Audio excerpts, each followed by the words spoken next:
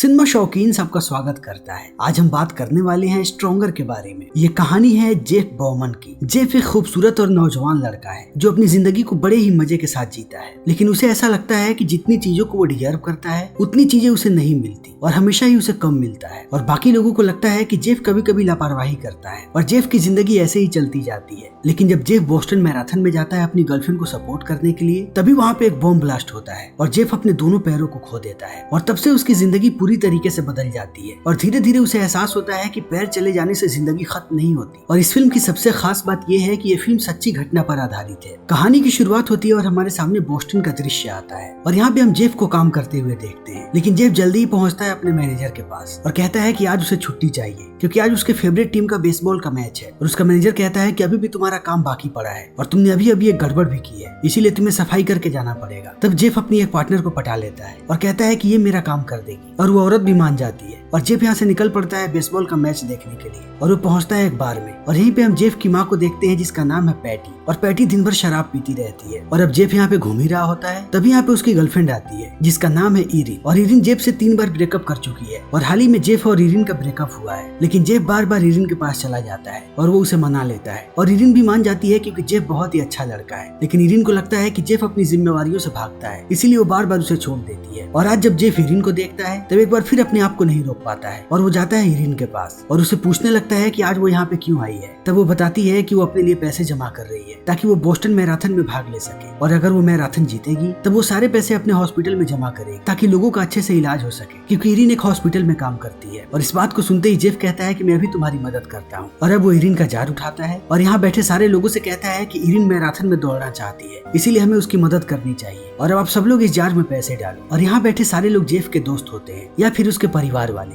इसीलिए वो जेफ की बात नहीं टालते और उस जार में पैसे डालने लगते हैं। तब जेफ कहता है कि कल ही मैराथन है और मैं तुम्हारे लिए चीयर करने आऊंगा क्योंकि मुझे लगता है कि तुम उसको जीत जाओगे और मैं एक बड़ा सा बोर्ड लेकर के आऊंगा। और इस बात को सुनने के बाद इरिन हंसती है और यहाँ से चली जाती है। और अब रात होती है और रात होने के बाद जैसे ही सुबह होती है जेफ जगता है और वो एक बोर्ड पे नाम लिखने लगता है इरिन का, क्योंकि वो इरिन के लिए चीयर करना चाहता है। और इस बोर्ड को लेकर के जेफ निकल पड़ता है मैराथन की तरफ और जा करके खड़ा हो जाता है मैराथन के डेडलाइन पे और इरिन का इंतजार करने लगता है। लेकिन अभी तक मैराथन खत्म नहीं हुआ होता है और समय ऐसे ही बीतते जाता है। और थोड़ी देर के बाद यहाँ पे इरिन आती है, लेकिन इरिन डेड एंड पे पहुंचने ही वाली होती है। तभी यहाँ पे एक बॉम्ब ब्लास्ट होता है और चारों तरफ लोग चीखने लगते हैं और हर जगह खून ही खून फैला होता है। इसीलिए इस चीज को देखने के बाद इरिन भौचक्का रह जाती है और एक पास वाले दुकान से जाकर के अपनी बहन को कॉल करती है क्योंकि उसकी बहन भी बहुत परेशान होती है और वो अपनी बहन को बताती है कि वो बिल्कुल ठीक है। तब उसकी बहन कहती है कि तुम वहीं पे रहो, मैं तुम्हें लेने के लिए आ रही हूँ। इसी बीच इरिन की नजर पड़ती है टीवी पे और वो टीवी पे जेफ को देखती है और उसे पता लगता है कि जेफ बहुत ही बुरी तरीके से घायल हुआ है। तभी हम पैटी को देखते हैं और उसके घर का फोन बजता है और जब पैटी फोन उठाती है तब उसे पता लगता है कि उसके बेटे का बहुत ही बुरा एक्सीडेंट हुआ है क्योंकि वो बॉम्ब ब्लास्ट वाली जगह पे था। इसीलिए पैटी पहुंचती है हॉस्पिटल। तभी यहाँ पे पैटी का पति भी आ जाता है और वो बहुत गुस्से में होता है क्योंकि यहाँ पे चारों तरफ भीड़ होती है और सारे परिवार वालों को उनके परिवार वालों की डेड बॉडीज दी जाती है और थोड़े थोड़े समय पे अनाउंसमेंट होती है और तब किसी एक परिवार वाले को बताया जाता है कि उनका रिलेटिव सेफ है या मर चुका है। इसीलिए पैटी और उसका पति इंतजार कर रहे होते हैं जेफ के लिए। तभी जेफ का नाम आता है और जब पैटी अपने पति के साथ डॉक्टर के पास पहुंचती है तब वो बताते हैं कि आपका बेटा जिंदा है, लेकिन घुटने से नीचे उसका पूरा पैर बर्बाद हो चुका है, इसीलिए हम घुटने के नीचे की सारी चीजें काट रहे हैं क्योंकि बिना उसके काटे उसको बचाने का दूसरा कोई भी रास्ता नहीं है। और वे लोग जल्दी ही जेफ का पैर काट देते हैं और थोड़ी देर के बाद पैटी पहुंचती है उस कमरे में और वो जेफ की हालत देखने के बाद रोने लगती है और वापस पहुंचती है हॉल में जहाँ इसका पति बहुत गुस्से में होता है कि यहाँ पे इतने सारे लोग क्यों आ रहे हैं। तभी यहाँ पे जेफ की कंपनी का मैनेजर आता है और इसे देखने के बाद ये लोग और भी ज्यादा गुस्सा हो जाते हैं और कहते हैं कि तुम जेफ को क्यों ढूंढ रहे हो। तब वो कहता है क्योंकि जेफ ने इंश्योरेंस करवाया था और अब कंपनी उसका पूरा खर्चा उठाएगी और उसके साथ साथ हम उसे सैलरी भी देंगे। और इस बात को सुनने के बाद पैटी को बहुत अच्छा लगता है कि अब उसके बेटे को ज्यादा समस्या नहीं होगी। और अब समय ऐसे ही बीतते जाता है और जल्दी ही जेफ को होश आ जाता है। तब उसके पास उसका कजन जाता है और जेफ उससे कहता है कि मुझे कुछ लिखना है और जब वो आदमी उसे पेन देता है तब जेफ पूछता है कि क्या इरिन ठीक है और वो कहता है कि हाँ। तब जेफ बताता है कि मैंने टेररिस्ट को देखा था जिसने वहाँ पे बॉम्ब लगाया था। और जैसे ही इस आदमी को ये बात पता लगती है वो पहुंचता है पैटी के पास और पैटी कहती है कि मैं अभी FBI वालों को बुला रही हूँ और वो चली जाती है FBI वालों के पास। तभी इरिन आती है जेफ के पास और जेफ इरिन से पूछता है कि वो यहाँ पे कब से है। तब इरिन बताती है कि वो मैराथन के बाद सीधा यहाँ पे आ गई, तब से वो यहीं पे बैठी है। और अब जेफ जेफ इरिन से मजाक करने लगता है और इसकी बातों को सुन के इरिन बहुत हंसती है और इरिन के चेहरे को यहाँ पे देख करके ऐसा लगता है कि वो अपने आप को ब्लेम कर रही है, क्योंकि उसे लगता है कि जेफ वहाँ पे सिर्फ उसके लिए गया था, इसीलिए अब उसके दिल में जेफ के लिए प्यार बहुत ज्यादा बढ़ चुका है। और अब जल्दी ही इरिन मिल करके यहाँ से चली जाती है। तब आते हैं यहाँ पे FBI वाले और जेफ उन्हें हुलिया बताता है उन बॉम्बर्स का और FBI अपने काम पे लग जाती है। और अब जल्दी ही FBI एक बॉम्बर को पकड़ लेती है, क्योंकि 2 लोगों ने वहाँ पे बॉम्ब लगाया था और उन्हें दूसरे आदमी के बारे में भी पता लग जाता है, इसीलिए अब जल्दी ही वो उसे भी पकड़ने वाले होते हैं। और इस चीज को देखने के बाद जेफ के परिवार वाले बहुत खुश होते हैं, लेकिन इरिन अभी भी अपने आप को ब्लेम कर रही होती है। और अब डॉक्टर्स आते हैं जेफ के पास उसका बैंडेज उतारने के लिए और उसके घाव की ड्रेसिंग करने के लिए।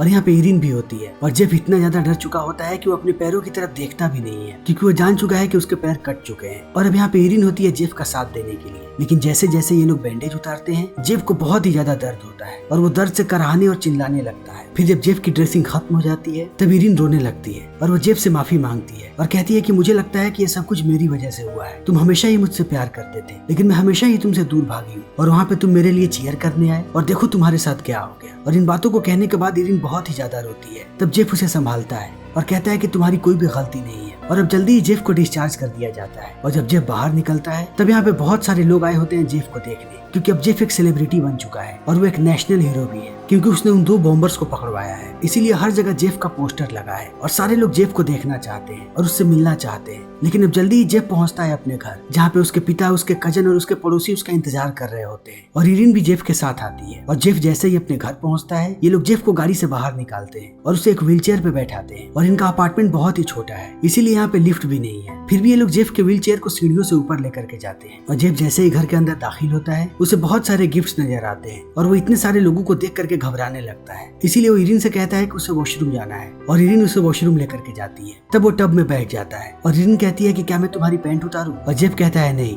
इतना तो मैं कर ही सकता हूँ। और इतना कहने के बाद वो इरिन को घर जाने के लिए कह देता है और इरिन भी यहाँ से चली जाती है। लेकिन अब जेफ बहुत ही ज्यादा दुखी है और उसे लगता है कि उसकी जिंदगी बर्बाद हो चुकी है, इसीलिए वो टब में बैठा रोता रहता है। और अगली सुबह वो जैसे ही जगता है वो भूल जाता है कि अब उसके पास पैर नहीं है, इसीलिए वो बिस्तर से उतरने की कोशिश करता है। तभी वो मुंह के बल गिर जाता है और जेफ के नाक पे यहाँ पे चोट आती है, इसलिए जेफ एक बार फिर से निराश होने लगता है। लेकिन अब ये लोग जेफ को लेकर के जाते हैं रिहैब सेंटर और वहाँ पे जेफ का चेकअप होता है और वो लोग जेफ को कुछ कुछ एक्सरसाइजेस करवाने लगते हैं ताकि उसके पैरों में ताकत बरकरार रहे, क्योंकि जल्दी ये लोग जेफ के लिए एक प्रोस्थेटिक लेग बनाने वाले हैं जिससे जेफ एक बार फिर से चल पाएगा। और अब जेफ की जिंदगी ऐसे ही चलने लगती है। वो रोज रिहैब सेंटर जाता है, लेकिन रोजमर्रा के कामों में जेफ को बहुत परेशानी हो रही है। वो जब बाथरूम में होता है तब वो ठीक से हल्का भी नहीं हो पाता और वो बार बार मुंह के बल गिरता है, इसीलिए अब जेफ अपने आप को फेस नहीं कर पा रहा है और वो हर वक्त रोता रहता है। इसीलिए जेफ एक दिन इरिन को कॉल करता है और कहता है कि मैं ये सब अकेला नहीं कर पाऊंगा और मैं चाहता हूँ कि तुम मेरे साथ रहो। मुझे पता है कि ये तुम्हारे लिए बहुत मुश्किल होगा, क्योंकि मेरे साथ तुम्हें भी सफर करना पड़ेगा, लेकिन मैं यहाँ पे स्वार्थी बन रहा हूँ और मैं चाहता हूँ कि तुम मेरे साथ रहो। क्या तुम मेरे साथ रहोगी? और इरिन कहती है कि हाँ। और अब इरिन आ जाती है जेफ के साथ रहने के लिए, लेकिन अब जेफ एक स्टार बन चुका है, इसीलिए उसे बहुत सारे शोज में बुलाया जा रहा है और बहुत सारे लोग उसका इंटरव्यू लेने के लिए आ रहे हैं। और अब जेफ को जल्दी ही स्टेनली कप में बुलाया जाता है और लोग चाहते हैं कि जेफ यहाँ पे ओपनिंग सेरेमनी में झंडा फहराए और जेफ भी स्टेनली कप में चला जाता है और यहाँ पे उसके साथ इरिन होती है। लेकिन वो जैसे ही स्टेडियम के अंदर दाखिल होता है वो हजारों लोगों को चिल्लाते हुए सुनता है और इस आवाज को सुनते ही उसे वही समय याद आने लगता है जब उसका एक्सीडेंट हुआ था और उसने अपने दोनों पैर खो दिए थे। इसीलिए अब जेफ की तबीयत खराब होने लगती है। इसीलिए जैसे ही जेफ यहाँ से निकलता है लिफ्ट में जाने के बाद उसे दौरे पड़ने लगते हैं और वो इरिन पे चिल्लाने लगता है और कहता है कि तुम मेरे पास से चली जाओ और जाओ किसी और के साथ रहो, क्योंकि मैं तुम्हारे लायक नहीं,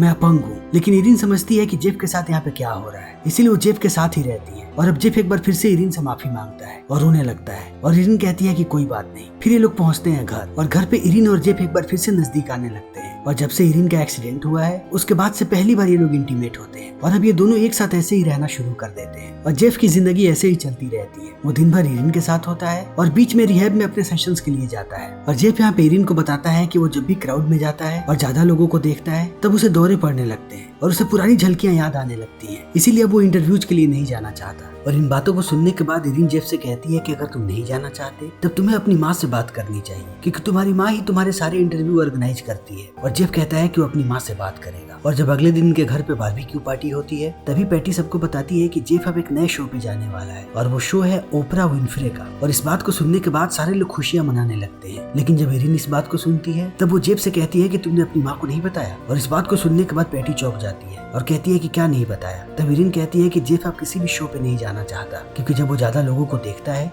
तब उसे दौरे पड़ने लगते हैं और पेटी कहती है कि ऐसा कैसे हो सकता है, जेफ ने मुझे कभी नहीं बताया। तब जेफ कहता है कि मैं सच में इन चीजों से गुजर रहा हूँ और मैं किसी भी शो पे नहीं जाना चाहता। और इस बात को सुनने के बाद पेटी गुस्सा हो जाती है और वो इरिन को भी डांटने लगती है और कहती है कि तुम मेरे बेटे के लिए डिसीजन नहीं ले सकती, अपने बेटे के लिए सिर्फ मैं डिसीजन ले सकती हूँ। लेकिन जेफ कहता है कि माँ मैं सच में शो पे नहीं जाना चाहता। इसीलिए पेटी और भी ज्यादा उदास हो जाती है और देखते ही देखते रात हो जाती है। लेकिन अब पेटी बहुत ही ज्यादा शराब पी लेती है और जब जेफ और इरिन सो रहे होते हैं तब वो उनके दरवाजे पे आती है और कहती है कि जेफ तुम्हें उस शो पे जाना चाहिए क्योंकि मैं तुमसे बहुत प्यार करती हूँ और मैं चाहती हूँ कि मेरा बेटा और भी ऊंचाइयों को छुए। लेकिन अब जेफ पे इन बातों का कोई भी असर नहीं होता और धीरे धीरे जेफ पहले की तरह बनने लगता है। वो अपने दोस्तों के साथ बाहर शराब पीने जाता है और वो बहुत ही ज्यादा शराब पी लेता है। इसलिए जब वो वापस आ रहा होता है तब वो अपने दोस्त को कहता है कि आज मैं गाड़ी चलाऊंगा और उसका दोस्त कहता है कि तुम्हारे पास पैर नहीं है, तुम क्लच, एक्सेलरेटर और ब्रेक कैसे दबाओगे। तब जेफ कहता है कि वो सब तुम करोगे और इतना कहने के बाद वो अपने दोस्त को नीचे बैठा देता है और वो स्टीयरिंग संभालने लगता है और वो अपने दोस्त को बताते रहता है कि कब उसे ब्रेक दबाना है और कब एक्सेलरेटर। और अब इसी तरीके से ये लोग बहुत ही तेज गाड़ी चलाते हैं। फिर जल्दी यहाँ पे पुलिस वाले आ जाते हैं और वो इन सब पे बंदूक तान देते हैं और कहते हैं कि अपने हाथों को ऊपर करो। और इस चीज को देखने के बाद जेफ भी अपने हाथों को ऊपर कर लेता है। तभी पुलिस वाला जेफ को पहचान जाता है और कहता है कि मैं आपको जानता हूँ, आप जेफ बॉमन है,